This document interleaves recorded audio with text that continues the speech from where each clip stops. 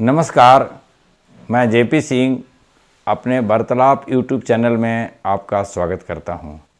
आज का विषय एक चर्चा का विषय है रिश्तों के ऊपर। रिश्तों में यूँ कहें नज़दीकी रिश्तों में तल्खियाँ बढ़ रही हैं, रिश्ते टूट रहे हैं और रिश्ते हम निभा नहीं पा रहे हैं। इसका कारण क्या है और इसका निदान क्या है, कैसे इस समस्या से निपटा जाए। तो आज इंटरनेट का युग है और इंटरनेट के युग में यूट्यूब के माध्यम से और इंटरनेट में जो मटेरियल्स है, सोशल मीडिया में समझाइश बहुत लोगों को मिल रहा है और बहुत सारे थॉट्स आदमी के अंदर में आ रहा है और व्यक्ति एक स्वतंत्र सोच का बनते जा रहा है और उसका अपना एक सेंटिमेंट, एक स्पेस, एक अपना डोमेन उसका बनते जा रहा है और वो नहीं चाहता है कि इस डोमेन में कोई हस्तक्षेप करे, इंटरफेयर करे और उसकी स्वतंत्रता पर आघात करे। रिश्ते टूटने का कारण एक ये है। पहले के ज़माने में रिश्ते पूरी तरह से डिस्क्राइब और डिफाइन रहते थे। उसमें कर्तव्य और अधिकार की बातें होती थी। एक परिवार में या एक समाज में या एक राजा या प्रजा, हमारे रामायण से लेकर के सारे ग्रंथों ने उसको धर्म से जोड़ा और उसको डिफाइंड और डिस्क्राइब किया कि किसको कैसे रिश्ते निभाना है, एक पुत्र को पिता के साथ कैसे रिश्ते निभाना है, एक पिता को और एक अभिभावक को किस तरह से निष्पक्ष रह के पूरे संयुक्त परिवार के साथ रिश्ते करना है, एक राजा का क्या रिश्ते होना चाहिए, ये पूरी तरह से बताया जा चुका है हमारे धर्म ग्रंथों में और उसी के अनुसार हमारा समाज, परिवार, व्यवस्थाएं चलती थी। मनुष्य एक सामाजिक प्राणी है। मनुष्य समाज में, परिवार में इसलिए रहता है कि एक परस्पर सहयोग, एक दूसरे का ज़रूरतें पूरे करें। तो इसमें रिश्ते की अहमियत बहुत ज़्यादा है और रिश्ते ही इस चीज़ को पूरा करते हैं और हमारी ज़िंदगी आसान करते हैं और ज़िंदगी में खुशियाँ लाते हैं। लेकिन आज रिश्ते टूट रहे हैं, रिश्ते बिगड़ रहे हैं और वो रिश्ते ज़्यादा बिगड़ रहे हैं जो नज़दीकी में हैं, जो क्लोजली रिलेटेड रिलेशनशिप है, यूँ कहिए परिवार में या निकट संबंधियों में। तो ऐसा क्यों हो रहा है, कैसे हो रहा है, एक गंभीर चर्चा का विषय है और एक ज्वलंत चर्चा भी है। जब रिश्ते ही नहीं रहेंगे तो परिवार नहीं रहेगा और परिवार नहीं रहेगा तो समाज नहीं रहेगा। हम सोसाइटी, समाज की किसको बोलते हैं? Society is the web of social relationship. मेले की भीड़ या प्लेटफार्म की भीड़ को समाज नहीं बोलते हैं क्योंकि वहाँ कोई किसी को जानता नहीं है, कोई किसी को मदद करने के लिए उतना खड़ा नहीं हो सकता है। लेकिन एक परिवार, एक गांव, एक समाज जहाँ हम रहते हैं, जहाँ एक दूसरे को जानते हैं, एक दूसरे से रिश्ते कायम हैं, तो हम दुख सुख में सम्मिलित होते हैं और रिश्ते निभाते हैं। तो अभी इसमें एक परिचर्चा का विषय है कि अगर इस रिश्ते में कोई दुष्टता करे, बुरे लोग आ जाएं, तो उस रिश्ते को कैसे बनाया जाए, उनसे कैसे निपटा जाए। तो इस पर तो हमारे साइकोलॉजिस्ट जो कवि हैं, रहीम हैं, कबीर हैं, तुलसीदास हैं, महात्मा बुद्ध हैं, जो हमारे उपदेशक थे, लोगों को राह दिखाए, तो उनकी बातों को मैं उद्धृत करना चाहूँगा क्योंकि यही हमारे बहुत बड़े मनोवैज्ञानिक थे जो हमारे साइकोलॉजी को लेके चले और हमें बताए। तो दुष्ट कौन है? कबीर की 2 लाइनें से मैं दुष्ट और जो बुरे लोग हैं, जो रिश्ते को बर्बाद करते हैं, उनको मैं बताना चाहूँगा, उसको परिभाषित करना चाहूँगा। तो कबीर ने एक जगह लिखा है, सोना सज्जन साधु जन टूटे जुटे 100 बार, आ दुर्जन कुंभ कुमार का एके धक्का दरार। माने सोना और सज्जन का स्वभाव एक होता है, वो बार बार टूट भी सकते हैं, जुट भी सकते हैं, उनमें सरलता रहती है। सोना एकदम पतले फॉइल के रूप में भी होता है, 5 ग्राम 2 ग्राम का सोना को पत्ती बना के आप जोड़ सकते हैं। तो उसी तरह से 100 बार तोड़ और जोड़ उनमें हो सकता है। सज्जन आदमी भी 10 बार गुस्सा करेगा, फिर आपको भूल जाएगा।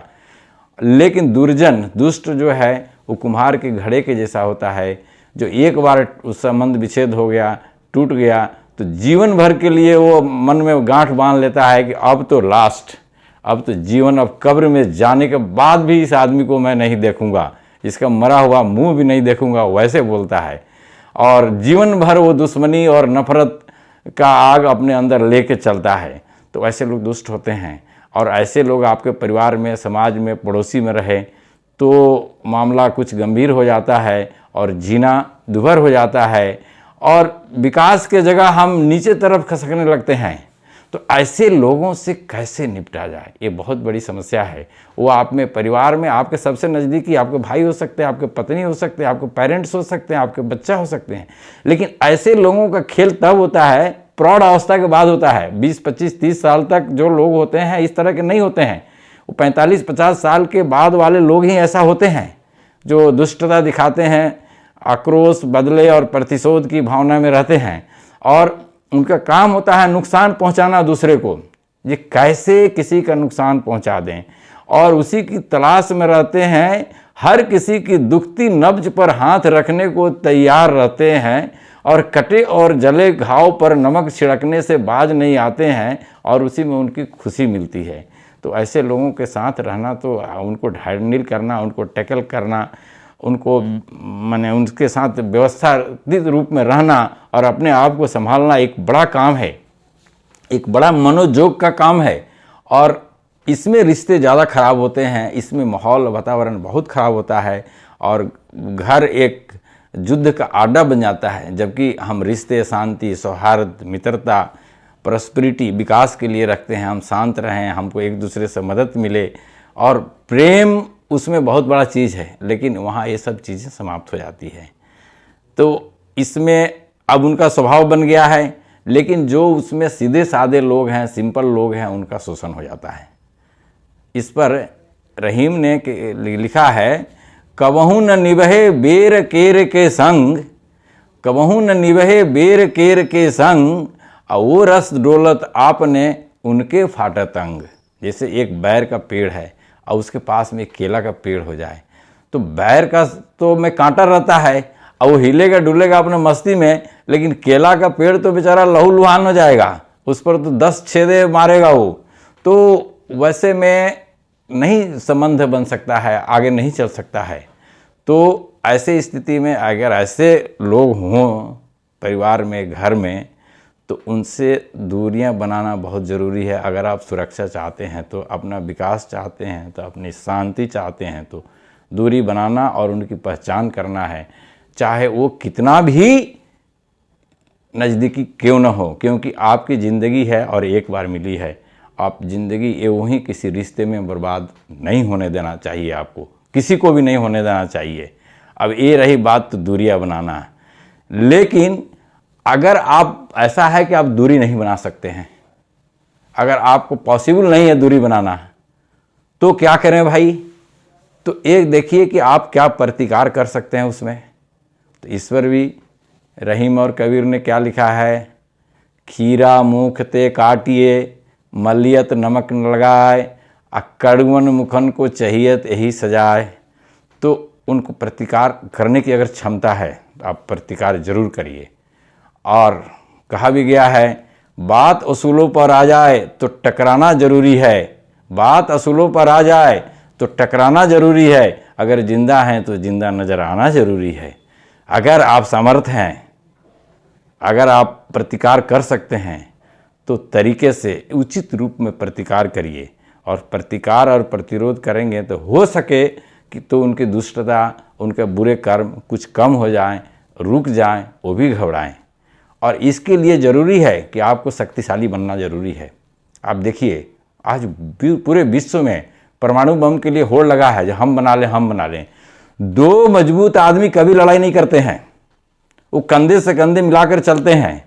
अब चाइना और अमेरिका लड़ नहीं सकते हैं, दोनों परमाणु देश हैं, परमाणु शक्ति वाले देश हैं। तो जब आप शक्तिशाली बन जाइएगा, आप जब सक्षम बन जाइएगा, तो बुरे लोग भी आपसे टकराएंगे नहीं, आपको परेशान नहीं करेंगे। वो कमज़ोर को ही सताते हैं। तो कमज़ोर परिवार के अंदर में हैं तो आप कमज़ोर मत बनिए। अगर कमज़ोर हैं तो भी उसका मैं कुछ बात बोलूँगा जो क्या करना है। अगर मान लीजिए जो आप कमज़ोर हैं, आप प्रतिकार नहीं कर सकते हैं, आप ऐसा हैं कि डिपेंडेंट हैं, उस परिवार के बिना नहीं चल सकते हैं, उस व्यक्ति के बिना नहीं चल सकते हैं। और वो आदमी आपको प्रताड़ित करता है, वो सदस्य आपको प्रताड़ित करता है, वो बड़ा बुजुर्ग है और उसके बिना काम नहीं चल सकता है, हो सके तो आर्थिक रूप से आप उस पर डिपेंडेंट हैं, तो उस कंडीशंस में आपको चुप रहना चाहिए, शांत होकर के अपनी सहन शक्ति बढ़ाना चाहिए। इस पर भी रहीम कहते हैं, रहीम क्या कहते हैं, चुप बैठिए जब हो दिनन का फेर, चुप बैठिए जब हो दिनन का फेर, और जब नीके दिन नहीं हैं बनत न लगी हैं देर। तो अपने अच्छे दिन का इंतज़ार करिए, अपनी तैयारी करिए, अपने शक्तियों को संगठित और संयोजित करिए और आगे बढ़ने का प्रयास करिए। और जिस दिन आप सक्षम हो जाइएगा, जिस दिन आप में योग्यता आ जाएगी, काबिलियत आ जाएगी, तो जो आदमी आपको प्रताड़ित कर रहा था वो आपके साथ सरेंडर होगा, आपको प्रताड़ित नहीं कर पाएगा, चाह के भी नहीं कर पाएगा।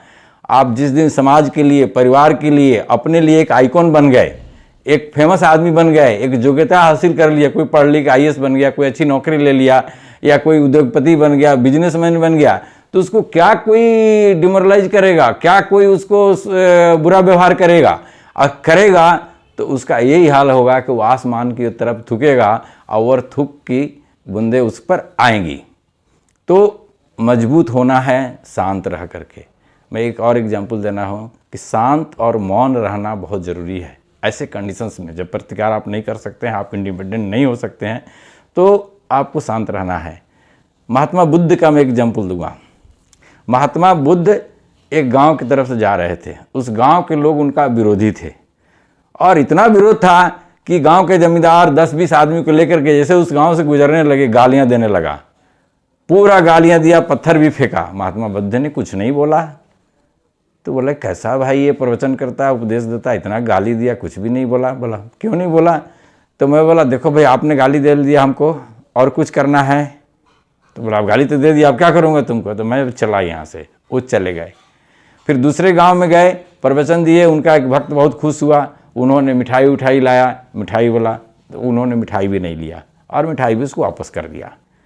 जब मिठाई वापस कर दिया तो बोले कि भाई क्यों किए? तो वो बोला ये आपका उपहार है, आप लेके जाइए। हमको एक आदमी गाली दिया, वो उसका उपहार है, वो लेके गया।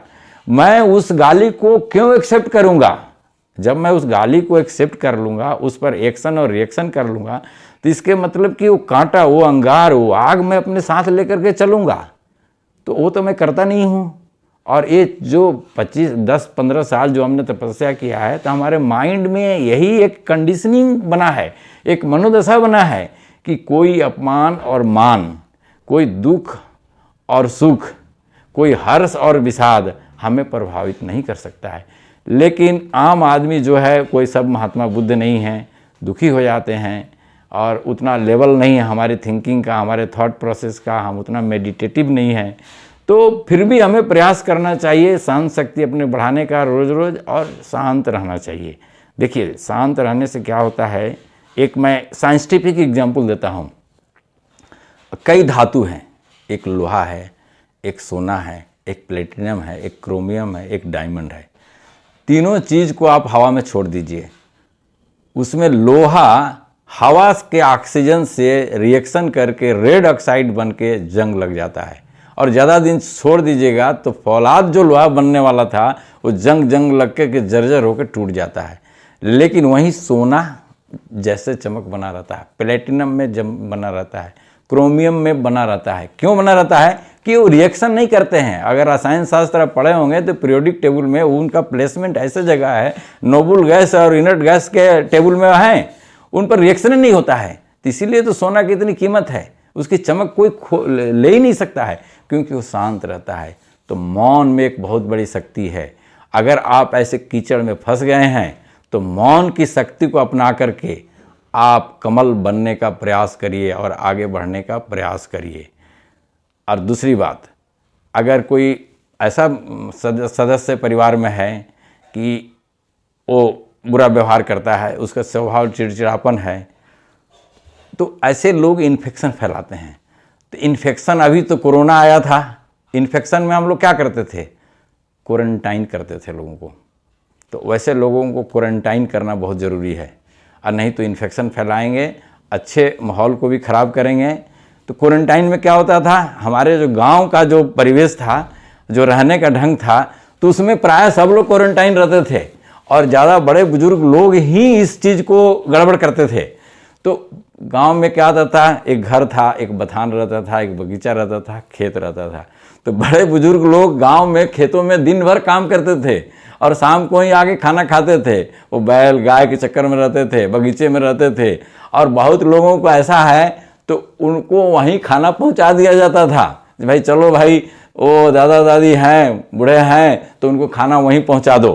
तो ये क्वारंटाइन में मन बदल जाता था और बहुत कम समय के लिए मिलते थे।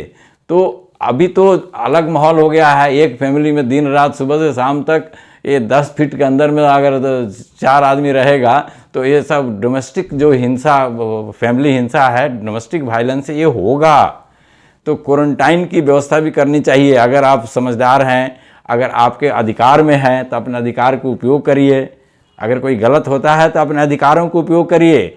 गलत का तो प्रतिकार करना ही चाहिए, तो उनको तरीके से क्वारंटाइन करने का प्रयास करिए। आपका घर बड़ा है तो किनारे में रखिए। मैं एक साइकोलॉजिस्ट के से, मैं जो एक बहुत आध्यात्मिक गुरु हैं और साइकोलॉजिस्ट हैं, तो इस पर मैं चर्चा किया था। तो उन्होंने बोला कि उनको घर के किनारे में रखिए, उनको सारी सुविधाएं दीजिए। लेकिन सारी सुविधाएं देने के बाद भी वो संतुष्ट नहीं रहते हैं। जैसे एक राजा के 2 लड़के थे, एक आशावादी था, एक निराशावादी था। तो राजा ने बोला, एक बड़ा विद्वान को बोला, आशावादी को निराशावादी बना देना है, निराशावादी को आशावादी बना देना है। तो देखिए, नेचर और सिग्नेचर चेंज नहीं होता है। जो बीज में बन गया ना, जो बीज में एक सॉफ्टवेयर डेवलप हो जाता है, जैसे पीपल का बीज है ना, तो उसमें एक सॉफ्टवेयर है, वो पीपल ही बनेगा। एक नीम का पेड़ है, उसमें नीम ही बनेगा। गुलाब का पेड़ में गुलाब ही बनेगा। अब गुलाब के पेड़ को आप मैरीगोल्ड नहीं बना सकते हैं, लेकिन ह्यूमन लाइफ में कुछ भी परिवर्तन हो सकता है। एग्जाम्पल के लिए मैं दे रहा हूँ। तो वो जो विद्वान आदमी था, 2 महल बनवाया। जो आशावादी था उसको घोड़े का स्तबल में रख दिया। जो निराशावादी था उसके सारे सुख सुविधा दे दिया, फूल माला, ये वो गाजे बाजे सब। और 2 महीना के बाद गया। जो आशावादी था तो उसको तो परेशान करने के लिए, निराशा करने के लिए घोड़े का स्तबल में रख दिया था। तो वो देखा कि घोड़े का जो लीद है उसमें कुछ खोज रहा है। तो बोला, क्या खोज रहे हो? तो बोला, देखो इसमें नाल है, होगा, और बहुत कीमती होता है, चमत्कारिक होता है, उससे मेरा जीवन चेंज होता हो सकता है, मैं उसको खोज रहा हूँ इसमें। तो बोला, ये तो निराशावादी हुआ ही नहीं भाई। इतना करने के बाद इसको गंदगी में रख दिया, मैं स्तबल में रख दिया, लीद में रख दिया घोड़े का। और जो आशावादी था, जो निराशावादी था, उसके पास गया, उन्होंने सारे गमले तोड़ दिए, सारे खिलौने तोड़ दिए। बोला, क्या है खिलौने, रोज रोज यही खिलौने से हम खेलेंगे, रोज रोज इसी से करेंगे? तो कभी चेंज नहीं हो सकते हैं। और कुछ लोग चेंज भी नहीं होता है। देखिए, चेंज कौन कौन नहीं हुए। कृष्ण ने धृतराष्ट्र को चेंज नहीं किया, कृष्ण ने दुर्योधन को चेंज नहीं किया, कृष्ण ने कंस को चेंज नहीं किया, राम ने रावण को चेंज नहीं किया। इसलिए नहीं किया कि उनकी माइंड की कंडीशनिंग ऐसी थी कि उनको चेंज किया ही नहीं जा सकता है। तो ऐसे भी हमारे रिश्ते में, समाज में ऐसे लोग हैं जो परिवर्तित नहीं हो सकते हैं।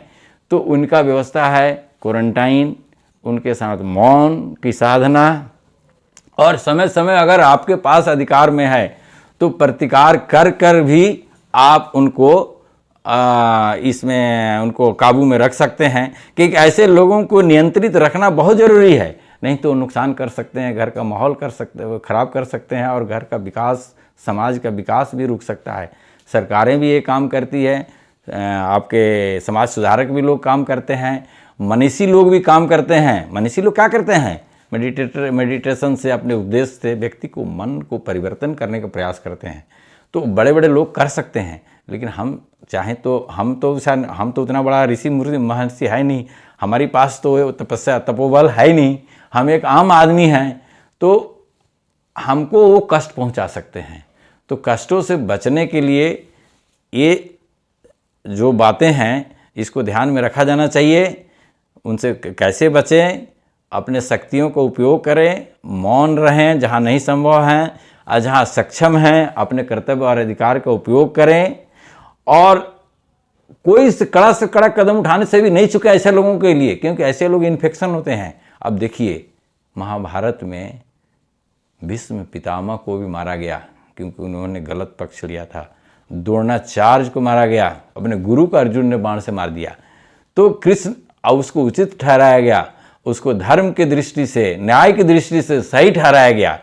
अब मच्छर जो है, तो मच्छर को हम तो मारते नहीं हैं, मारना ही पड़ेगा भाई, कोई उपाय नहीं है, नहीं तो वो तो डेंगू क्या क्या मलेरिया आपका मनुष्य की सभ्यता को भी मिटा देगा। तो ऐसे लोग हमारे जो सभ्यता है उसमें इन्फेक्शन फैलाते हैं, तो उनको तो किसी भी तरह से काबू में करना है।